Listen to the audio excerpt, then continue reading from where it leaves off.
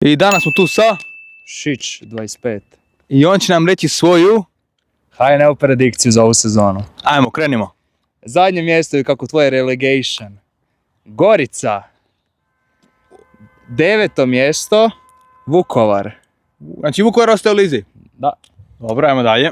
8. mjesto. Slaven.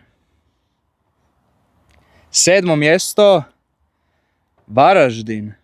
Varteks, Varteks. Ne, Varaždin. 6. mjesto. Lokomotiva.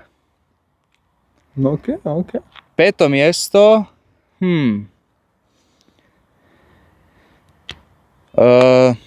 Istra. Istra, znači Da. Istra će imati dobru sezonu po vama. Pa vjerujem da. Dobro. Onda 4. Osijek. Znači imaju comeback. Ma trebali bi imati. Top 3. Top 3. 3. mjesto. Rijeka. Rijeka. S prvaci. Pa prvaci da, vidit ćemo kako će nastaviti igrati. Dobro.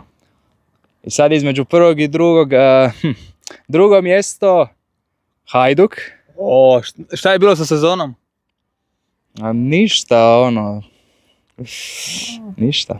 I na prvom mjestu Dinamo. Plavi, plavi. A gle, pošto su mi u komentarima rekli da je dosta pomladili su ekipu i da će biti velikih rezultata.